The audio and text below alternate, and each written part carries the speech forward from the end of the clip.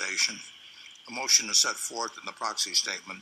The motion requests that the company divest of its holdings in companies involved in the extracting, processing, or burning of fossil fuels. The directors have recommended that the shareholders vote against the proposal. I will now recognize Mark Vecina to present the motion. And again, to allow all interested shareholders to present their views, I asked him to limit his remarks to 5 minutes. And the microphone zone 1 is available for those wishing to speak for or against the motion. Zone 1 is the only microphone station in operation, and for the benefit of those present, subsequent speakers, I ask that they limit themselves to 2 minutes and confine your remarks solely to the motion. With that, if you'll proceed. Thank you. My name is Mark Vecina. I represent the Nebraska Peace Foundation. We're here to present our proposal asking Berkshire Hathaway to divest of its carbon-based assets over a period of 12 years, a period of time we believe is a very modest proposal indeed.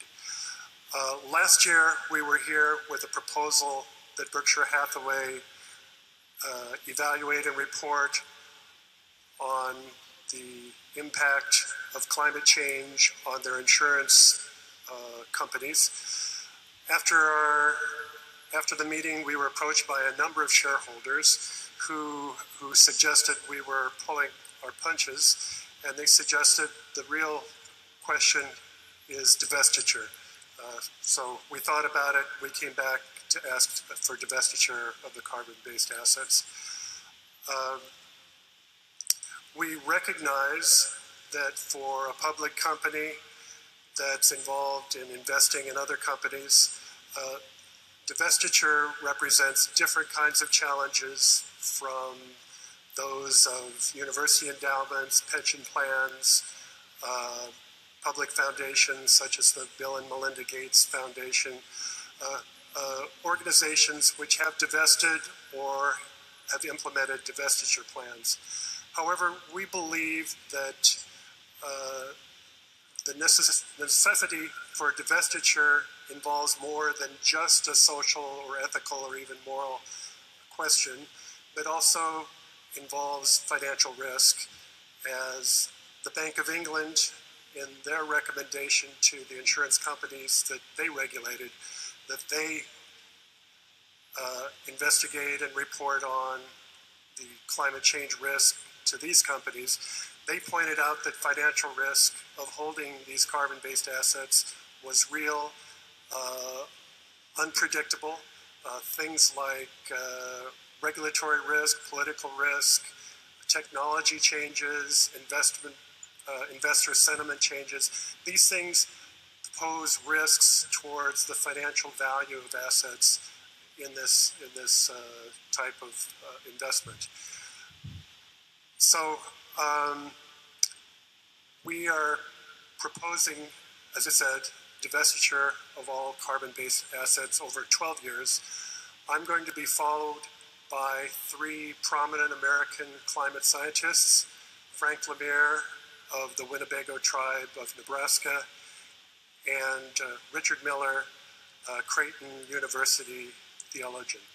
Thank you for giving us the opportunity to make our case for this proposal. Thank you, and we'll proceed to the next speaker, please.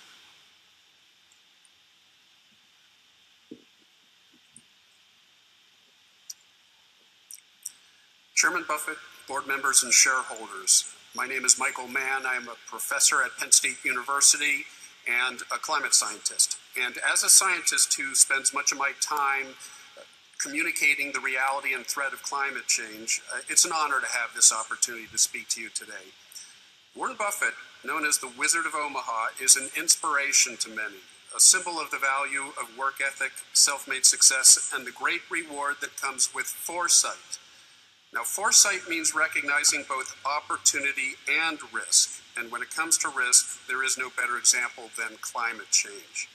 I recently co-authored an article in the journal Scientific Reports, for example, demonstrating that climate change played a key role in the onslaught of unprecedented, devastating droughts, floods, and heat waves in recent years. And the impacts we're seeing now are just the veritable tip of the iceberg.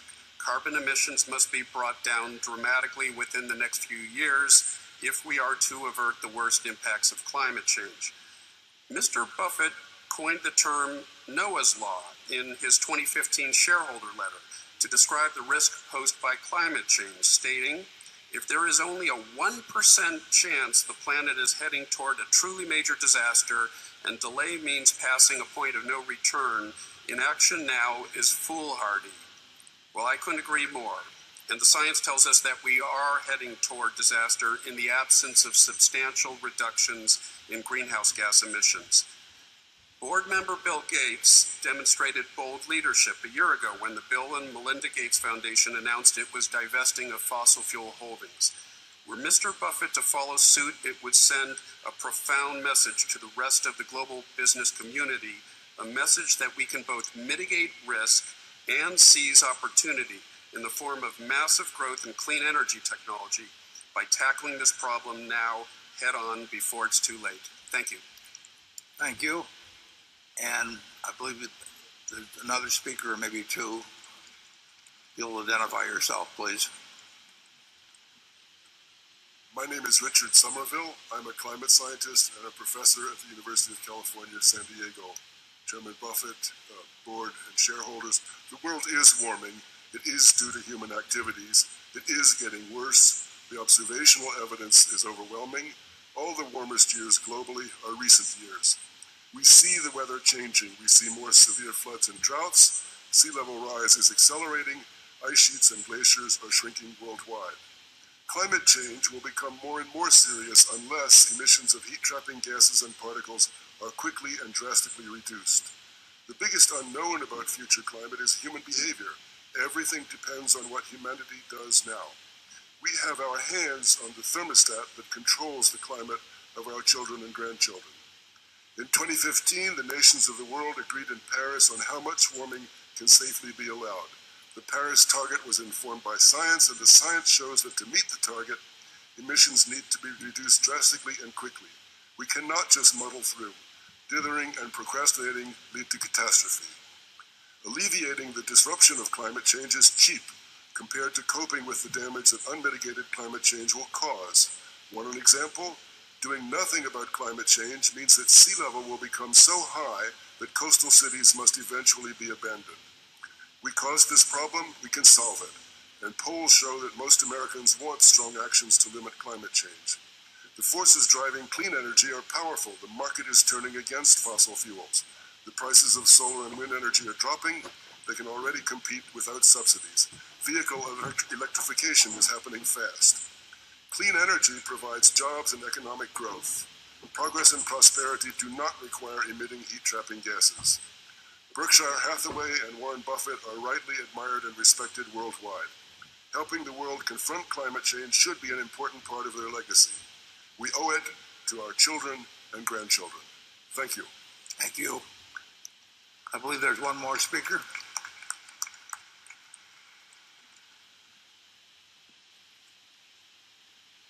Thank you, sir. I am David Titley, retired Rear Admiral, former oceanographer of the Navy, and now a professor of practice at Penn State.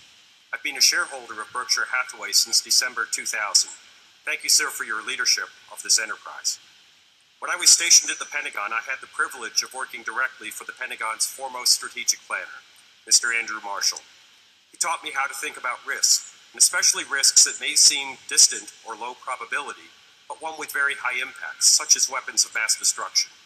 Climate change is a fat-tailed, emerging risk. It's really a risk to people, to us. And when this risk is not managed, we have a security problem.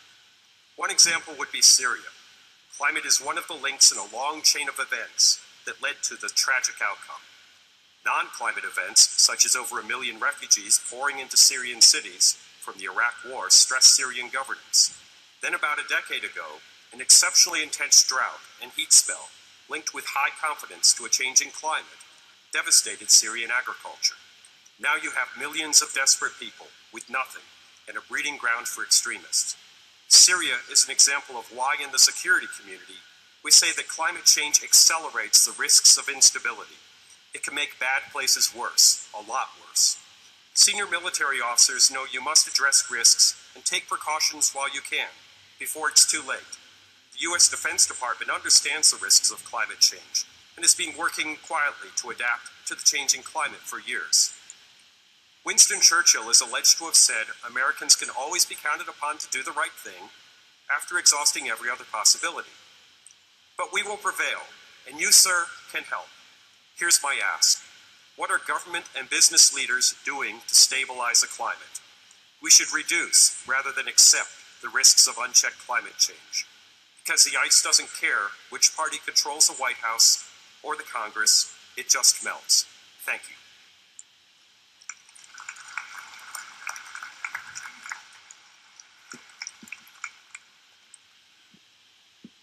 I am Frank Lemire, the Bear Clan of the Winnebago tribe of Nebraska. It was the indigenous people of this continent who first consecrated the ground on which we live and grow, who offered up prayers and petitions asking that we be allowed to live and to provide a way for the generations to come. In exchange for the blessings given by the Creator, our forebears agreed to be good stewards of the land. The stewardship of our Mother Earth, who provides for us, has now changed, but the covenant remains the same. Let there be no mistake about that. If we continue to disrespect our Earth Mother, those things given us, bountiful harvests, protection for the elements, and good clean water, will surely be taken from us. Our elders speak of this. It has been foretold. On Christmas Eve, my son came from Standing Rock to visit us for 1 hour. His mother and I worried about him. How is it there? Why did you go? I asked. He said, it is dangerous, Dad, but someone has to protect our water. I nodded and said, aho, that is good. He is a water protector. I stand on his shoulders. Many Wichoni, the protectors, proclaim water is life. Bearing that in mind, I am told that this waterway flowing south from Standing Rock and passing just a short walk from here would be fouled by any kind of breach in the Dakota Access Pipeline. My sense in my years tells me that this will happen. Millions would be poisoned. I am further told that this collective body holds a 15% interest in oil company that is a 25% shareholder in the Dakota Access Pipeline. I would ask that you walk away from that investment. Stand with Mother Earth today. I'm a Winnebago Indian. The Missouri River brought us here when we had no place to go. We stand with our Mother Earth now as she stood with us. Think about that. Mini Wichoni, water is life. Pinagigi, thank you. Thank you.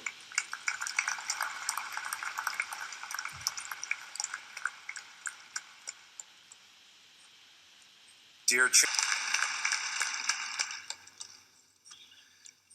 Chairman Buffett, board members, and shareholders, I am Richard Miller. I'm an associate professor of philosophical theology and sustainability studies at Creighton University. I write and teach on ethical issues raised by the climate crisis. As a rationale for voting no on the divestment resolution, the board maintained that Berkshire should not limit its universe of potential investments based upon complex social and moral issues, and that following state and federal laws was sufficient to meet your obligations.